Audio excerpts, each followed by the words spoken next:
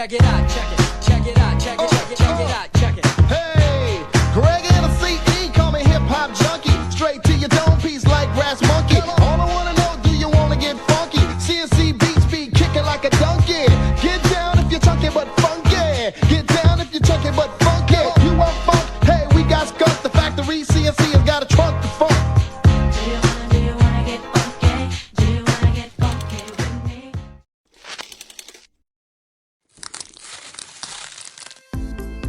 Video ini dibuat sebagai salah satu bentuk tugas yang diberikan oleh dosen pengampu mata kuliah pengantar hukum Indonesia pada Prodi Hukum Bisnis di Universitas Negeri Makassar, yaitu Bapak Dr. Herman SH MH. Langsung saja kita simak submateri pembahasan kami. Baik, di sini saya akan membahas mengenai pengantar dan pengertian materi hukum pidana. Hukum pidana merupakan salah satu cabang hukum yang berfungsi menjaga ketertiban dan keamanan dalam masyarakat. Melalui hukum pidana, negara berwenang mengatur dan memberikan sanksi kepada siapapun yang melakukan perbuatan yang dianggap merugikan atau mengganggu kepentingan umum. Dengan kata lain, hukum pidana digunakan untuk menegakkan keadilan dan memberikan efek jerah kepada pelaku kejahatan agar perbuatan serupa tidak terulang di masyarakat. Di Indonesia, hukum pidana diatur dalam Kitab Undang-Undang Hukum Pidana atau KUHP, namun perkembangannya terus disesuaikan dengan perubahan sosial dan kebutuhan hukum yang ada. Peran hukum pidana sangat penting karena tanpa adanya aturan dan sanksi, kehidupan bermasyarakat akan menjadi kacau dan tidak terkendali. Secara umum, hukum pidana adalah seperangkat aturan yang menentukan perbuatan mana yang dilarang dan memberikan hukum bagi siapapun yang melanggarnya. Tujuan utama hukum pidana adalah melindungi masyarakat dari tindakan berbahaya seperti pencurian, pembunuhan, penipuan, dan kejahatan lainnya. Hukum pidana juga memastikan bahwa pelaku kejahatan bertanggung jawab atas perbuatan sesuai dengan ketentuan hukum yang berlaku. Dalam pengertiannya, hukum pidana dapat dibedakan menjadi dua sisi. Pertama, sebagai aturan yang mengatur perbuatan yang dilarang dan sanksinya, atau sisi objektif. Dan kedua, sebagai hak negara untuk menghukum pelaku kejahatan atau sisi subjektif. Hukum pidana tidak hanya mengatur perilaku masyarakat, tetapi juga menjadi alat bagi negara yang menegakkan keadilan dan melindungi hak-hak warga negara. Kedua, yang akan kami bahas ialah sejarah hukum pidana di dunia. Yang pertama, hukum pidana zaman kuno. Adapun poin-poinnya, yang pertama, Kode Hammurabi, salah satu kodifikasi hukum tertua di dunia, berisi sekitar 282 pasal yang mengatur berbagai kejahatan dan hukuman, misalnya pembunuhan, pencurian, perzinaan. Yang kedua, hukum Mesir kuno, bersifat teokratis atau Raja Firaun, dianggap sebagai perwujudan dewa. Hukuman termasuk kerja paksa, pemukulan, mutilasi, dan eksekusi. Yang ketiga, hukum Yunani kuno yang menekankan peran negara dalam menjaga ketertiban. Yang keempat, hukum Romawi mengenal sistem hukum pidana publik dan privat. Yang kedua, hukum pidana abad pertengahan Eropa. Hukum pidana sangat dipengaruhi oleh Gereja Katolik, menggunakan hukum kanonik atau canon law dan hukum feodal. Praktik penyiksaan lazim sebagai alat untuk mendapatkan pengakuan. Selanjutnya, saya akan melanjutkan materi hukum pidana dengan submateri sejarah hukum pidana di Indonesia. Yang pertama yaitu masa hukum adat sebelum penjajahan. Sebelum Belanda datang, masyarakat Nusantara sudah memiliki hukum pidana adat yang bersumber dari norma sosial, agama, dan kepercayaan. Tujuannya bukan hanya menghukum, tapi memulihkan keseimbangan masyarakat. Yang kedua yaitu masa kolonial Belanda. Pada masa penjajahan, diberlakukan Wetboek dan Van Starvekvoer Netherlands in tahun 1918 yang merupakan dasar dari KUHP Indonesia sendiri. Hukum pidana kolonial bersifat diskriminatif, hukum berbeda bagi orang Eropa dan pribumi. Yang ketiga yaitu masa kemerdekaan 1945 sampai sekarang. Setelah merdeka, Indonesia tetap menggunakan KUHP peninggalan Belanda sesuai pasal 2 aturan peralihan UUD 1945 sambil menyusun KUHP nasional. Berbagai undang-undang khusus kemudian lahir, korupsi narkotika, HAM. Puncaknya pada 2022 disahkan KUHP nasional melalui Undang-Undang Nomor 1 Tahun 2023 yang akan berlaku efektif tahun 2026 menggantikan WSNI.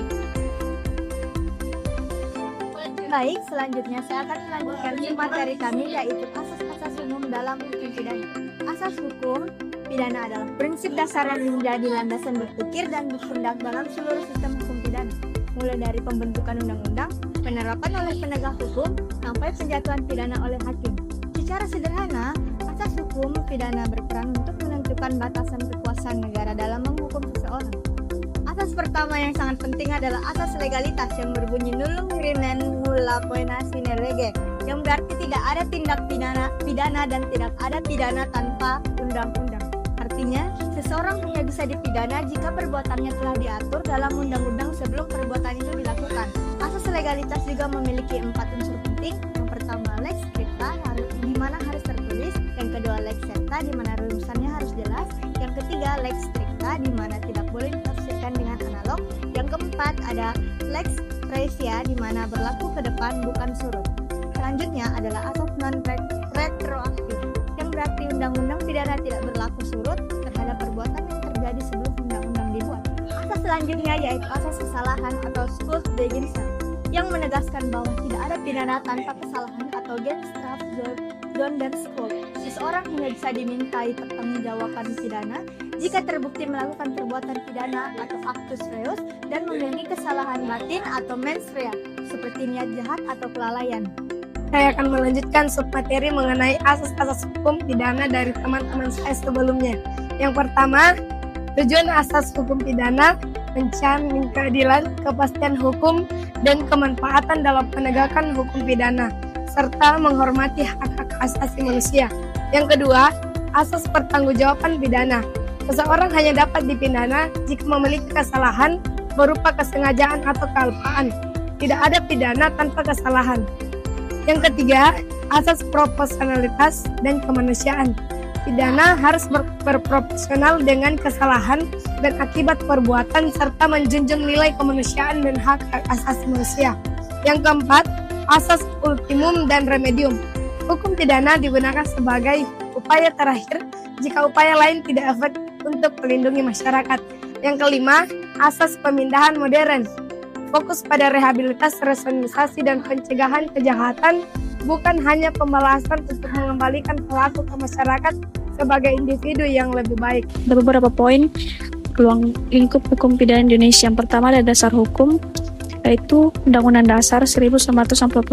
Yang kedua ada Kitab Undang-Undang Hukum Pidana atau biasa disebut KUHP. Yang ketiga ada Kitab Undang-Undang Hukum Acara Pidana atau KUHAP. Juga ada jenis-jenis hukum pidana. Ada hukum pidana material, mengatur perbuatan yang dianggap sebagai tindak pidana dan sanksi yang dapat dijatuhkan. Ada tindak pidana umum diatur dalam KUHP seperti pembunuhan, pencurian, dan penganiayaan. Ketiga ada tindak pidana khusus yang diatur dalam undang-undang khusus seperti korupsi, narkotika, dan terorisme. Ada hukum pidana formal atau hukum acara pidana, mengatur prosedur penegakan hukum pidana termasuk penyidikan, penuntutan, persidangan, dan eksekusi putus. Ada unsur-unsur tindak pidana. Ada unsur subjektif, itu berkaitan dengan niat atau mens rea dan kesengajaan pelaku. Yang kedua ada unsur objektif, berkaitan dengan perbuatan fisik atau actus reus dan akibat dari perbuatan tersebut. Selanjutnya saya akan menjelaskan perkembangan dan tantangan hukum pidana modern. Hukum pidana modern terus berkembang seiring dengan perubahan sosial, teknologi, dan pola kejahatan di masyarakat. Jika dulu hukum pidana lebih berfokus pada kejahatan konvensional, seperti pencurian atau pembunuhan, kini muncul bentuk-bentuk kejahatan baru seperti cybercrime, human trafficking, korupsi, dan kejahatan lingkungan yang menuntut pembaruan aturan dan pendekatan hukum. Perkembangan ini mendorong negara untuk menyelesaikan peraturan pidana agar tetap relevan dan efektif dalam melindungi masyarakat. Namun, tantangan yang dihadapi cukup besar seperti penegakan hukum yang belum merata, lemahnya koordinasi antara lembaga, penyalahgunaan wewenang hingga tertinggalan regulasi terhadap kemajuan teknologi. Oleh karena itu, hukum pidana modern perlu terus diperkuat melalui pembaruan undang-undang, peningkatan profesionalitas aparat, serta penerapan asas keadilan dan kemanusiaan dalam setiap proses penegakan hukum. Sekian video pembelajaran kreatif dari kami. Jika ada kekurangan mohon dimaafkan, jika ada kelebihan mohon dikembalikan. Wassalamualaikum warahmatullahi wabarakatuh.